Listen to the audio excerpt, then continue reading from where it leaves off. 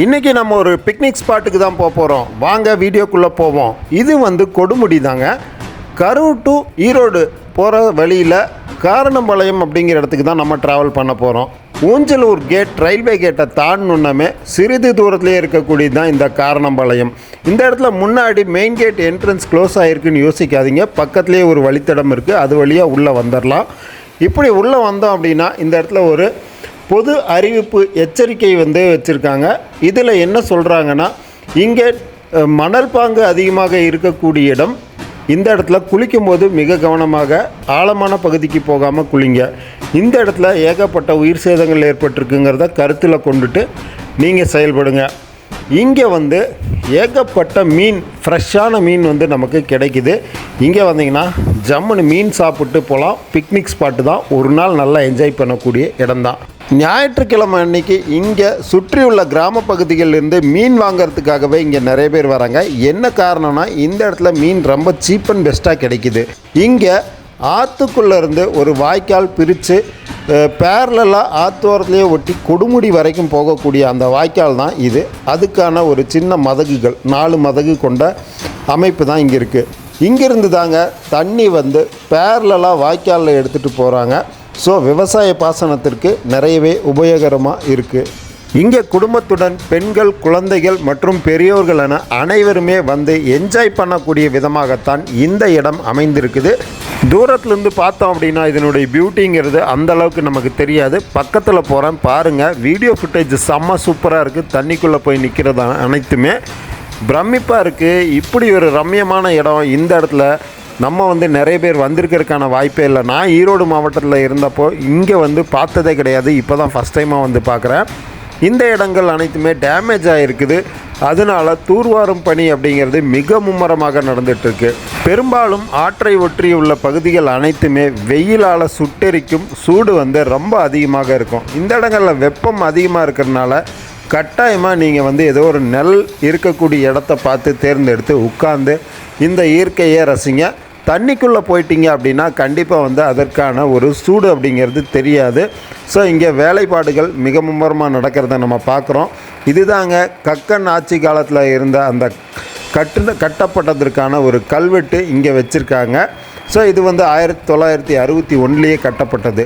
இப்போ தண்ணியை பாருங்கள். இதில் ஒரு சின்ன ஓடை போல தான் ஓடுது. இந்த இடத்துல மீன் பிடிச்சு வச்சுருக்காங்க. வலையோடு சேர்த்து எவ்வளோ ஃப்ரெஷ்ஷாக உள்ளே வந்து மீன் இருக்குது அப்படிங்கிறத நம்ம பார்க்க முடியுது. அந்தளவுக்கு இங்கே ஈஸியாக கிடைக்கிது.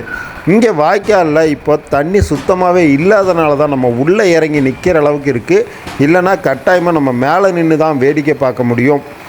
இங்கே வந்து ஏகப்பட்ட சுற்றுலா பயணிகளும் பக்கத்தில் இருக்கக்கூடிய கிராமவாசிகளும் மீன் வாங்குவதற்கு வந்து இந்த இடத்துல மீன் வாங்கி செல்வதும், அதே போல் இங்கேயே சமைச்சு அதை சாப்பிட்டு இந்த நாளை கழித்து விட்டு செல்லக்கூடிய நபர்களும் நிறைய இருக்காங்க.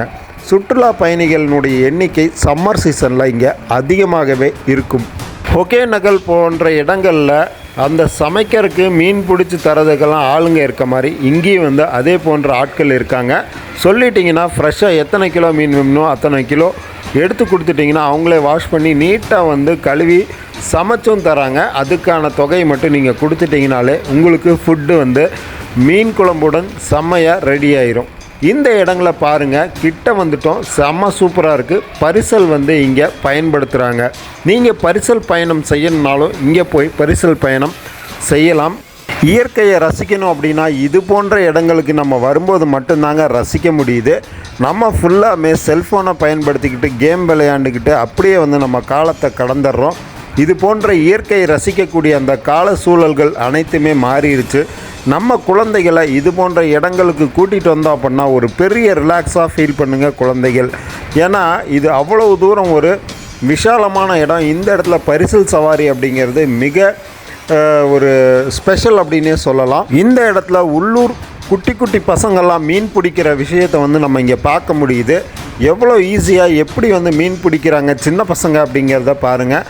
ஸ்கூல் ஹாலிடேஸில் இந்த மாதிரி வந்து இங்கே மீன் பிடிச்சி சம்பாதிக்கிற பசங்களும் இருக்காங்க. தங்களோட செல்ஃப் யூஸுக்காக மீனை பிடிச்சிட்டு போய் தாங்க சமைத்து உண்ணவும் செய்கிறாங்க அப்படிங்கிறது தான் உண்மை. இங்கே பாருங்கள், நிறைய பேர் நின்று மீன் பிடிக்கிறத வேடிக்கையும் பார்க்குறாங்க, மீனும் பிடிச்சிக்கிட்டு இருக்காங்க. ஸோ க்ரீனிஷாக இருக்கக்கூடிய இந்த இடத்த பார்க்கறக்கே நம்ம உண்மையாலுமே கொடுத்து வச்சுருக்கணும். அந்தளவுக்கு ஒரு ஹாப்பியான தருணம் தான் இன்றைக்கி நம்ம ஃபீல் பண்ணக்கூடிய இந்த விஷயம் அப்படிங்கிறது தான். நீர்வீழ்ச்சி, அதாவது தடுப்பணையின் நீர்வீழ்ச்சி பக்கத்துலேயே வந்துட்டோம். ரொம்ப கொலன்னு பேசுகிறேன்னு சொல்லி நினைக்காதீங்க. இந்த இயற்கையை வர்ணிக்கணும் அப்படிங்கிறதுனால தான் இவ்வளோ தூரம் நான் சொல்லிகிட்டு இருக்கேன். ஏன்னா மியூசிக் மட்டும் போட்டு கொண்டு போனோன்னா போர் அடிச்சிருங்கிறதுக்காக தான் வாய்ஸ் ஓவர் கொடுத்து வந்துட்டுருக்கேன்.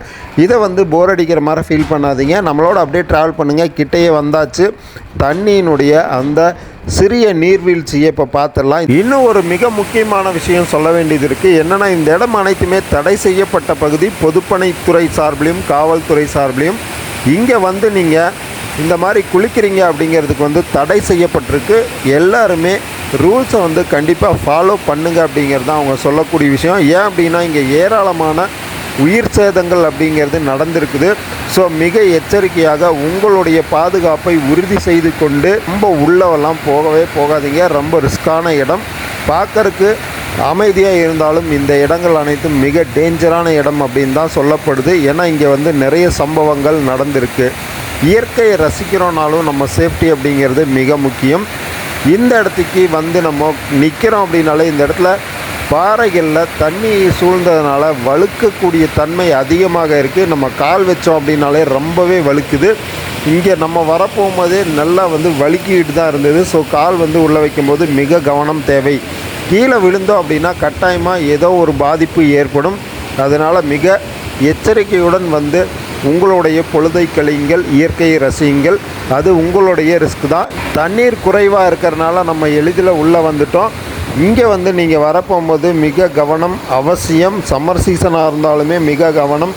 தண்ணி குறைவாக இருந்தாலும் ரொம்ப கவனமாகத்தான் உங்களுடைய பாதுகாப்பை உறுதி செய்து நீங்கள் இந்த இயற்கையை ரசிங்கள்.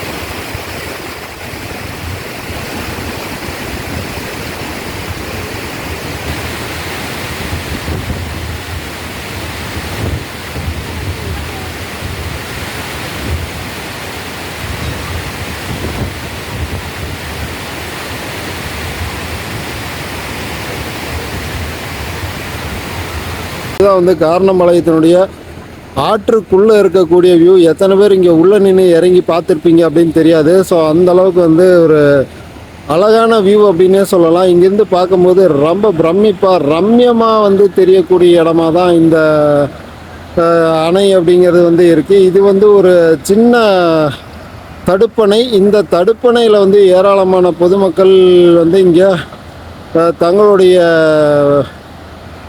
வார இறுதி நாட்களை கழிக்கிறாங்க அப்படின்னே சொல்லலாம். இந்த வார இறுதி நாட்களில் இது போன்ற இடங்களில் அவங்களுடைய ஸ்ட்ரெஸ்ஸை குறைக்கிறதுக்காக இது போல் இடத்துல அவங்களுடைய அந்த வீக்கெண்டை கழிக்கும் போது உண்மையாலுமே அவ்வளோ ஒரு ஹாப்பினஸ்ஸை அந்த ஒரு வாரம் முழுக்க கொடுக்கக்கூடிய விதமாக தான் இந்த நீர்நிலைகள் இருக்குது அப்படின்னே சொல்லலாம். ஸோ இந்த இடத்துல ஒரு மதகுகள் மாதிரி அமைப்பு அமைச்சிருக்காங்க. ஸோ இங்கேருந்து நம்ம பார்க்கும்போது எவ்வளோ கிளியராக தெரியுது.